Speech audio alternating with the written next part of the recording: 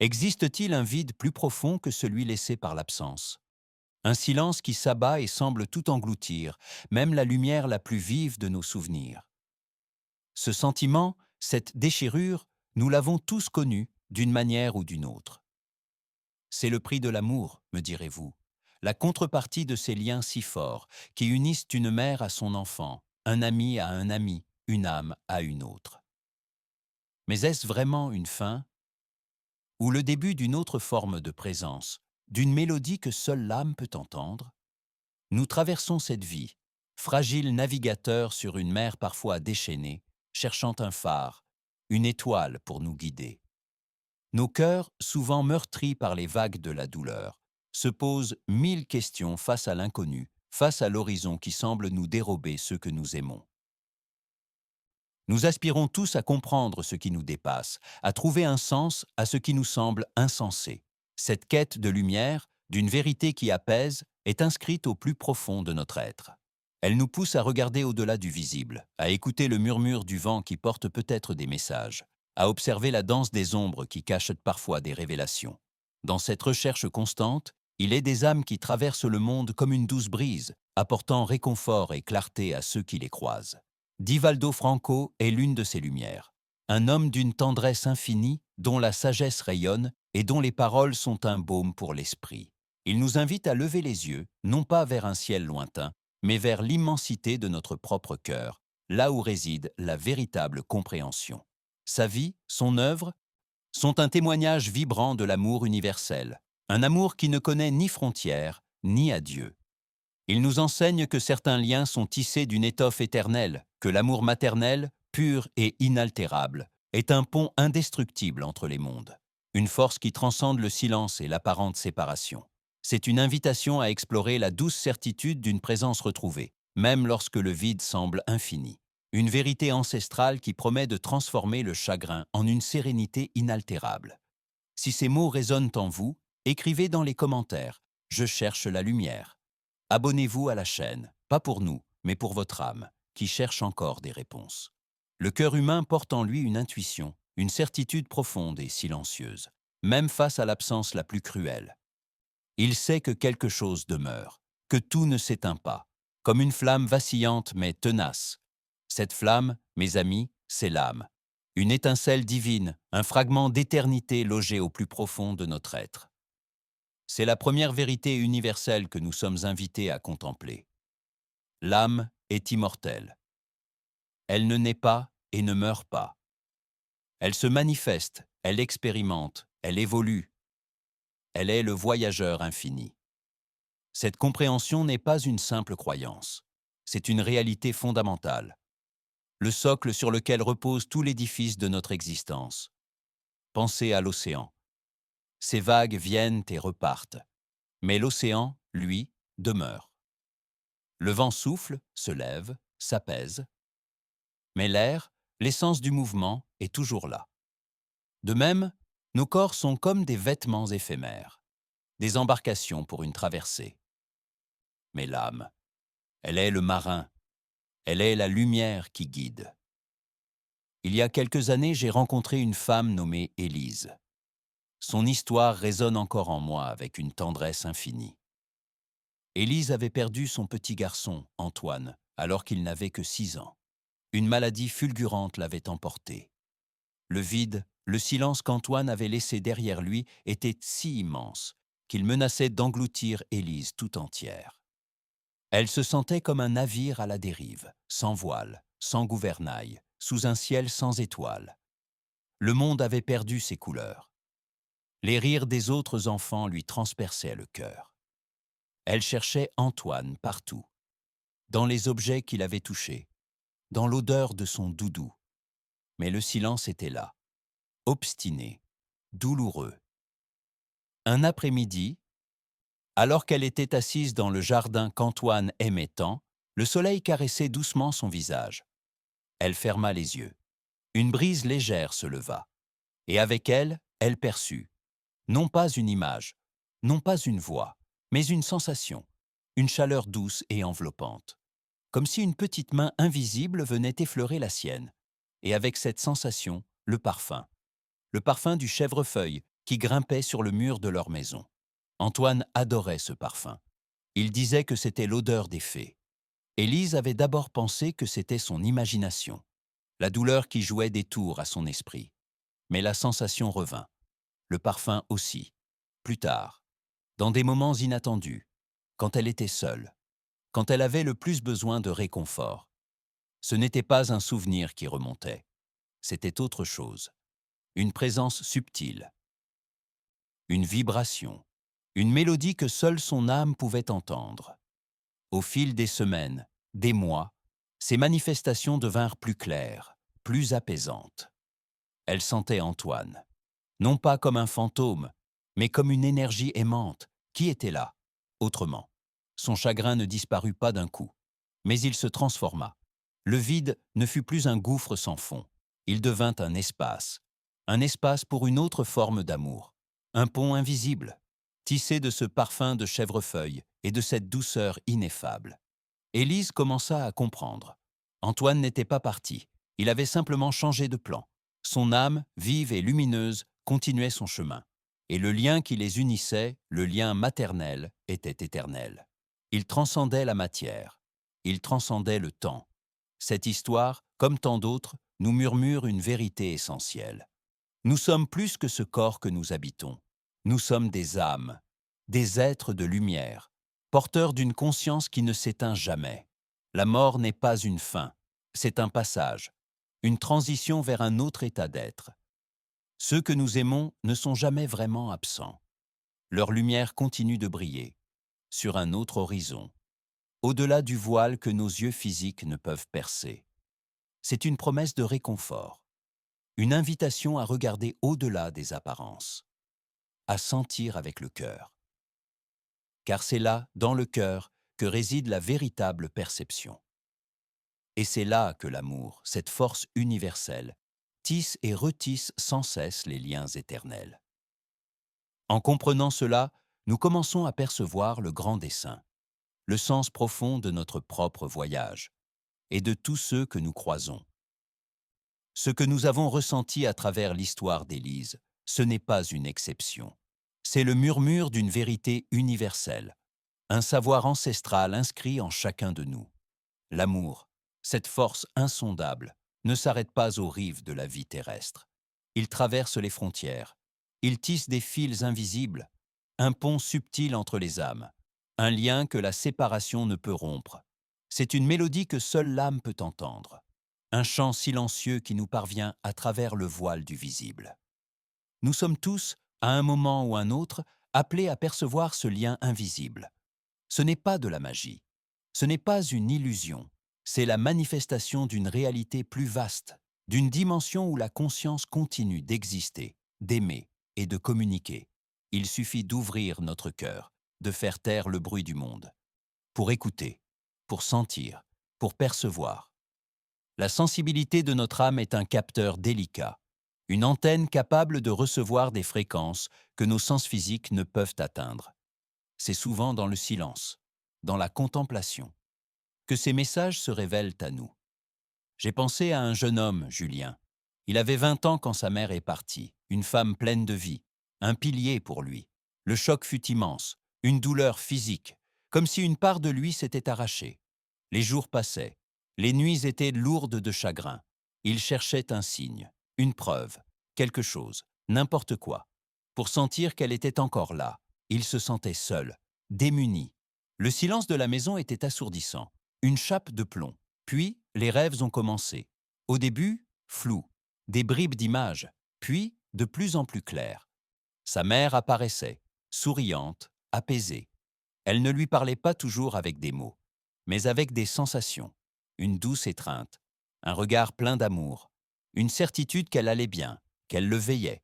Julien se réveillait souvent avec une impression de paix, une force nouvelle. Ses rêves n'étaient pas de simples souvenirs, ils étaient des rencontres, des moments de communion profonde. Il sentait sa présence, une chaleur, une odeur familière, celle du lilas qu'elle aimait tant planter dans le jardin. Ces manifestations ne se limitaient pas aux rêves. Parfois, en marchant seul, dans le vent, il sentait une main invisible caresser ses cheveux, en méditant. Il percevait une douce lumière l'envelopper. Une intuition profonde le guidait dans ses choix, comme si une voix silencieuse lui soufflait la bonne direction. Sa mère était là, autrement, son amour, son soutien, continuait de l'accompagner. Comme Élise, Julien a appris à écouter, non pas avec ses oreilles physiques, mais avec son cœur, avec son intuition, ce sixième sens que nous avons tous, mais que nous avons souvent appris à ignorer. À travers ces manifestations subtiles, il a compris que l'amour de sa mère était toujours là, non pas diminué, mais transformé, comme une lumière qui change de couleur, mais qui ne s'éteint jamais. Le lien maternel, cette première étreinte, est une mélodie qui résonne au-delà du temps, au-delà de l'espace. C'est une invitation à la patience, à l'ouverture, à la confiance. Ces liens invisibles ne sont pas toujours criants, ils sont délicats, comme le souffle du vent sur la peau ou la lumière du soleil à travers les feuilles. Ils demandent une attention particulière, une écoute profonde. Apprenez à reconnaître ces signes, ces murmures de l'âme, une sensation de bien-être inattendu, une pensée soudaine de l'être aimé, une chanson qui se met à jouer au bon moment. Ce ne sont pas des coïncidences, ce sont des caresses, des messages, des preuves que l'amour est un chemin sans fin. L'acceptation ne signifie pas l'oubli, elle signifie la transformation du chagrin, en une douce mélancolie, empreinte de gratitude et de certitude. Ceux que nous aimons sont toujours là, sur un autre rivage, attendant que nous levions les yeux vers l'horizon, non pas pour les chercher dans le vide, mais pour les sentir dans chaque battement de notre cœur, dans chaque rayon de soleil, dans chaque brise légère. Leur amour est notre ancre, notre phare. Il continue de nous guider, même quand le chemin semble obscur, car l'amour, le véritable amour, est une étoile qui ne pâlit jamais. Il est le pont éternel, le chemin de retour vers la lumière. Nous avons vu comment l'âme, cette étincelle éternelle, continue son voyage, et comment les liens d'amour tissent des ponts invisibles. Mais que se passe-t-il lorsque ce pont devient un chemin? Un chemin que l'on peut emprunter consciemment, pour une véritable rencontre, non pas avec une ombre du passé, mais avec la lumière vivante de l'être aimé.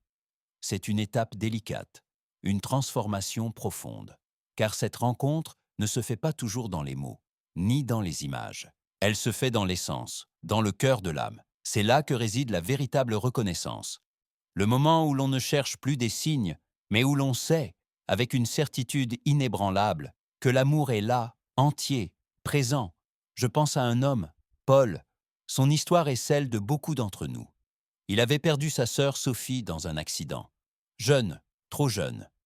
Leur relation avait été complexe, des moments de grande complicité, mais aussi des silences lourds, des mots jamais dits, des incompréhensions. Après son départ, Paul avait été submergé par un chagrin immense, mais aussi par un sentiment de culpabilité, des regrets qui le rongeaient. Il revoyait sans cesse les dernières conversations, les non-dits, les occasions manquées de lui dire son amour. Sa douleur n'était pas seulement celle de l'absence, c'était celle du poids d'un passé inachevé. Il cherchait Sophie partout, dans les chansons qu'ils aimaient, dans les lieux de leur enfance. Il percevait parfois son parfum, un frisson dans le vent, mais ces signes, au lieu de le réconforter pleinement, attisaient sa douleur. Car il ne se sentait pas digne de cette présence. Il se sentait bloqué par ses propres remords. Un jour, après des mois de cette lutte intérieure, Paul s'est retiré, dans le silence de la nature, au bord de l'océan. Il a regardé l'horizon infini, sentant la brise marine sur son visage, et il a parlé, non pas à voix haute, mais du fond de son âme. Il a exprimé tout ce qu'il n'avait jamais dit à Sophie, ses regrets, ses peurs, son amour. Il a demandé pardon, non pas à une image lointaine, mais à l'essence même de leur lien. Et dans ce moment de vulnérabilité absolue, quelque chose s'est produit. Pas une apparition, pas une voix audible, mais une immense vague de paix. Une chaleur douce l'a enveloppé, comme une étreinte, invisible, mais plus réelle que tout ce qu'il avait jamais ressenti. Et avec cette étreinte, une compréhension, une certitude silencieuse. Sophie était là, non pas pour le juger, mais pour l'aimer et pour lui pardonner, non pas pour ses fautes passées, mais pour la souffrance qu'il s'infligeait. Dans cette lumière intérieure, Paul a vu leur histoire sous un autre angle, les difficultés, les silences. Tout cela faisait partie de leur chemin, de leur apprentissage, et au-delà de tout cela, l'amour, toujours présent, une mélodie sous-jacente qui n'avait jamais cessé de jouer. Il a compris que le pardon, la réconciliation, ne se faisait pas seulement entre les vivants, mais aussi entre les âmes, que la mort ne mettait pas fin au processus intérieur, mais les transformait. Ce jour-là, Paul n'a pas seulement retrouvé sa sœur, il s'est retrouvé lui-même, libéré du poids de la culpabilité. Il a senti son âme s'alléger, comme un navire qui lève l'ancre et s'élance vers un nouvel horizon. La douleur n'a pas disparu d'un coup, mais elle a changé de nature. Elle est devenue une douce tendresse, une gratitude infinie. Pour l'amour partagé et pour cette nouvelle forme de présence. Cette expérience, c'est ce que nous appelons la rencontre des âmes. Ce n'est pas une quête de communication forcée, mais une ouverture du cœur, une disposition à recevoir l'amour sous toutes ses formes.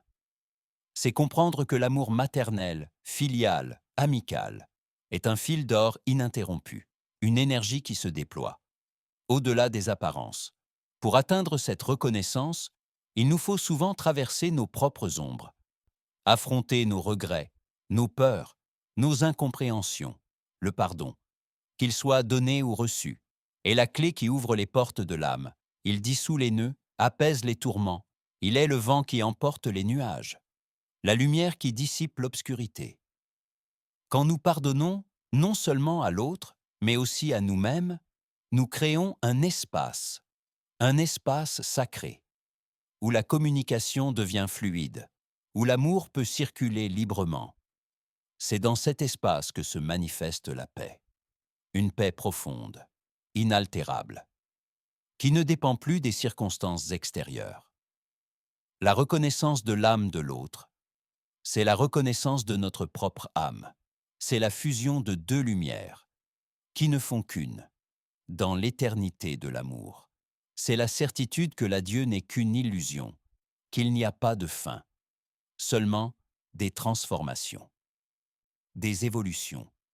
Cette lumière de la réconciliation, elle nous enveloppe, elle nous guide, elle nous montre le chemin, non pas pour revenir en arrière, mais pour avancer, plus fort, plus serein, plus aimant. Elle nous invite à vivre pleinement l'instant présent, avec la conscience que ceux que nous aimons sont toujours là, veillant sur nous, inspirant nos pas. C'est une vérité qui apaise, qui guérit, qui donne un sens profond à notre existence. L'amour est le seul langage universel, le seul pont éternel. Il est la preuve vivante de notre immortalité et de l'immortalité de ceux que notre cœur garde précieusement. Quand nous nous ouvrons à cette réalité, le vide se remplit, le silence devient mélodie, et l'horizon s'illumine d'une espérance nouvelle, celle d'une présence continue, douce et infiniment aimante. Nous avons exploré les murmures de l'âme, la certitude d'une présence au-delà des voiles, et le chemin de la réconciliation. Mais que se passe-t-il lorsque cette compréhension, cette lumière intérieure, commence à transformer notre quotidien, à infuser chaque instant de notre vie d'un sens nouveau? C'est là que réside la véritable guérison. Non pas l'oubli de la douleur, mais sa transfiguration en compassion, en gratitude, en une paix profonde qui rayonne de l'intérieur. Cette transformation n'est pas un événement soudain.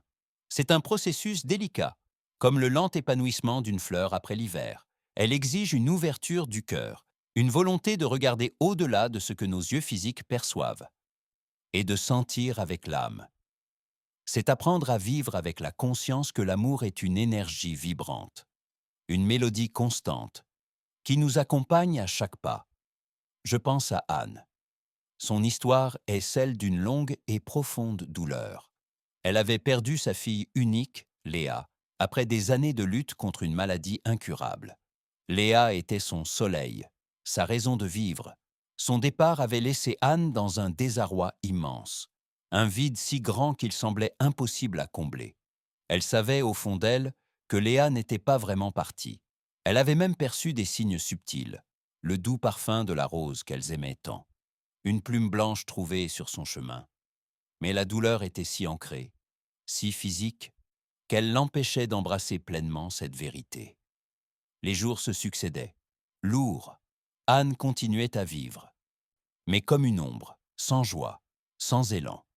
Elle se sentait coupable d'être encore là, alors que Léa, si jeune, avait dû partir. Les souvenirs étaient des couteaux à double tranchant, à la fois doux et déchirants. Le monde autour d'elle semblait continuer sa course folle, indifférent à son chagrin. Elle se sentait isolée, sur une île déserte, entourée par l'océan de son désespoir.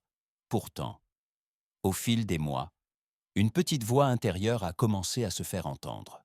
Un murmure, pas celui de Léa, mais celui de sa propre âme. Cette voix lui disait que Léa n'aurait pas voulu qu'elle vive ainsi, que l'amour qu'elle partageait était une force de vie, pas une raison de s'éteindre. Et si le plus bel hommage à Léa n'était pas de pleurer son absence, mais de faire rayonner l'amour qu'elle lui avait laissé en héritage, Anne a commencé par de petits gestes. Elle a trié les affaires de Léa, non pas avec tristesse, mais avec une douce tendresse. Elle a donné certains de ses jouets à des enfants dans le besoin, en imaginant le sourire de Léa. Elle a commencé à se promener dans la nature, à observer le vol des oiseaux, la lumière du soleil à travers les feuilles. Elle a cherché la beauté, même dans les plus petites choses. Un jour, elle a ressenti l'envie d'aider d'autres parents, ceux qui, comme elle, traversaient le même chemin. Elle a rejoint un groupe de soutien. Au début, elle écoutait, timidement, puis elle a partagé son histoire, ses peurs, ses espoirs. Et en offrant sa propre expérience, elle a ressenti une force nouvelle l'envahir. La douleur était toujours là, mais elle n'était plus écrasante. Elle s'était transformée en empathie, en une profonde compassion pour les autres. Elle a commencé à voir le monde différemment. Chaque sourire échangé, chaque geste de tendresse, devenait une preuve de l'amour universel. Elle a cultivé la gratitude, non seulement pour les moments passés avec Léa, mais pour chaque souffle, pour la beauté du ciel, pour la chaleur d'un rayon de soleil sur sa peau. Sa maison, autrefois silencieuse et lourde, a retrouvé une douce lumière. Elle y a planté des fleurs, les roses que Léa aimait, et chaque matin, en les arrosant, elle sentait la présence de sa fille, non pas comme une absence, mais comme une inspiration, une force vivante. Cette transformation n'est pas un oubli, c'est une élévation, un choix conscient de laisser l'amour guider nos pas, de transformer notre chagrin en un service pour l'humanité, en une source de réconfort pour ceux qui souffrent. Anne a compris que Léa n'était pas seulement dans son cœur, elle était dans chaque acte de gentillesse qu'elle posait, dans chaque mot de réconfort qu'elle offrait. Son amour était devenu un phare, guidant non seulement Anne, mais aussi les autres vers la lumière. C'est cela, la transformation intérieure. C'est comprendre que notre souffrance peut devenir un chemin vers une compassion plus grande, que la gratitude peut illuminer les recoins les plus sombres de notre âme, et que notre vie, même après une perte immense, peut retrouver un sens profond, un sens qui honore ceux que nous aimons, et qui nous connecte à l'immense tapisserie de l'amour universel. En cultivant cette paix intérieure, cette certitude d'un lien éternel, nous ne faisons pas que nous guérir nous-mêmes. Nous envoyons une onde de lumière dans le monde, une invitation à d'autres âmes à trouver leur propre chemin vers la sérénité. Nous devenons des phares, porteurs d'espoir, de tendresse et d'une sagesse qui transcende le visible. Le voyage de l'âme continue, et avec lui, notre capacité à aimer, à grandir, à rayonner. C'est une promesse, une douce vérité, gravée au plus profond de notre être. Nous avons cheminé ensemble, à travers les voiles de l'invisible, sentant le murmure des âmes et la force inaltérable des liens d'amour. Nous avons vu que la séparation n'est qu'une illusion de nos sens limités, que la vie continue, dans d'autres dimensions, sous d'autres formes. Mais au-delà de cette continuité, il y a une vérité plus vaste encore, une réalité fondamentale qui soutient tout, qui unit tout. C'est l'essence même de l'existence, l'amour. Cet amour n'est pas seulement un sentiment humain, il n'est pas limité à nos relations terrestres. Il est la substance de l'univers, la force qui fait battre les étoiles et murmurer le vent. Il est l'énergie qui anime chaque brin d'herbe, chaque goutte d'eau, chaque âme. Divaldo Franco, avec sa tendresse infinie, nous invite à contempler cette vérité. Il nous dit que nous sommes tous des fragments de cette lumière unique, des expressions diverses d'un amour universel. Imaginez l'océan. Chaque vague est unique. Chaque goutte d'eau a sa propre trajectoire. Mais toutes sont l'océan. Elles ne sont jamais séparées de lui. Nous sommes ainsi, des vagues de conscience, des éclairs de vie. Mais nous faisons partie d'un océan d'amour infini, une unité spirituelle qui nous relie les uns aux autres et à tout ce qui est. Ce lien est éternel, indestructible. Il est notre essence même. Lorsque nous comprenons cela, la douleur de la séparation commence à se dissoudre. Non pas que le chagrin disparaisse, il se transforme. Il devient une mélancolie douce, empreinte d'une gratitude profonde. Car nous réalisons que l'être aimé n'est pas parti. Il a simplement rejoint une autre partie de cet océan. Il continue d'exister, de vibrer, de nous aimer. Et nous pouvons le sentir, non pas avec nos yeux, mais avec le cœur de notre âme. Cette unité spirituelle est la clé de la paix intérieure. Elle nous libère de la peur de la perte, de la peur de l'inconnu. Car nous savons que nous ne sommes jamais seuls, que nous sommes toujours enveloppés dans cette étreinte universelle. Cette conscience nous invite à vivre chaque instant avec une intensité nouvelle. Chaque rencontre devient sacrée. Chaque paysage, un reflet du divin. Chaque souffle, une bénédiction. Pensez à un jardin. Chaque fleur est différente, chaque couleur unique. Mais elles partagent la même terre, le même soleil, la même pluie. Elles sont toutes des expressions de la beauté de la nature. De même, chaque âme est une fleur unique dans le jardin de l'univers. Avec sa propre beauté, son propre parfum. Mais toutes sont connectées. Toutes participent à la même symphonie de vie. Cette sagesse nous appelle à l'action, non pas dans le sens d'un devoir lourd, mais dans celui d'une joie profonde. Lorsque nous nous sentons connectés à tout, nous ressentons le désir naturel d'aimer, de servir, de partager notre lumière.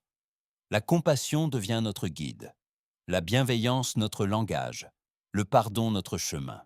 Divaldo Franco nous a montré par l'exemple que l'amour est la seule force capable de transformer le monde. Un amour sans condition, sans jugement. Un amour qui voit l'étincelle divine en chaque être, même dans ceux qui semblent le plus éloignés de la lumière. Car au fond, nous sommes tous des âmes en chemin, des frères et sœurs sur la même route, cherchant la même source. Cette source, c'est l'amour.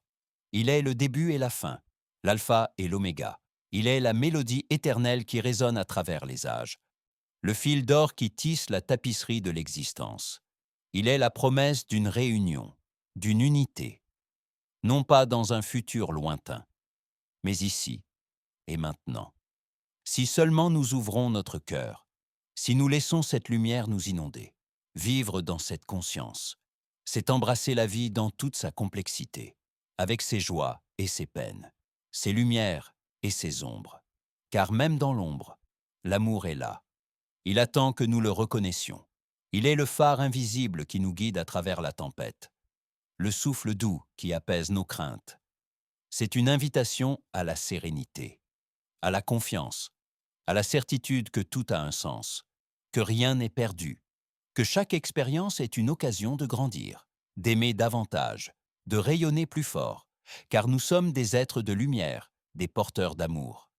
Et notre voyage est un voyage vers l'unité, vers la pleine reconnaissance de notre nature divine. Alors, que retenons-nous de ce chemin parcouru ensemble?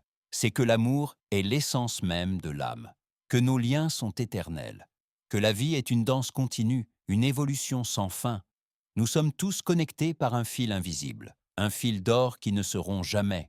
La mort n'est pas une fin, c'est une porte, une transition vers une plus grande lumière. Ceux que nous aimons ne sont jamais absents.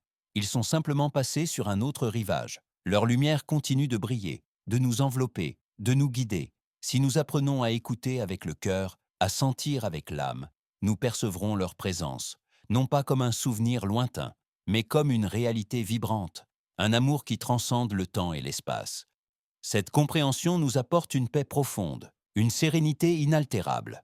Elle transforme le chagrin en gratitude, la peur en confiance. Elle nous invite à vivre pleinement, à aimer sans retenue, à pardonner, à nous pardonner. Car c'est dans l'amour et le pardon que nous trouvons la véritable liberté, la véritable unité.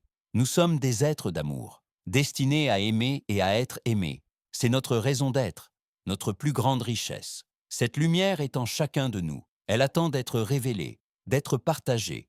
Elle est la source de toute joie, de toute guérison, de toute espérance. L'horizon est vaste, l'océan infini. Mais nous ne sommes pas seuls. Nous sommes tous des navigateurs sur cette mer de l'existence, guidés par la même étoile, l'étoile de l'amour universel. Alors, après ce voyage au cœur de l'âme, si nous ouvrions nos cœurs à cette vérité éternelle, ne sentirions-nous pas que nous faisons partie de quelque chose de bien plus grand, de bien plus beau, et que l'amour, dans sa forme la plus pure, est la seule réalité qui demeure, inébranlable, pour toujours. Si cette vidéo vous a apporté la paix, écrivez dans les commentaires « Je ressens la lumière ». Mettez un like, abonnez-vous à la chaîne si ce n'est pas encore fait, et partagez cette vidéo avec quelqu'un qui en a peut-être besoin.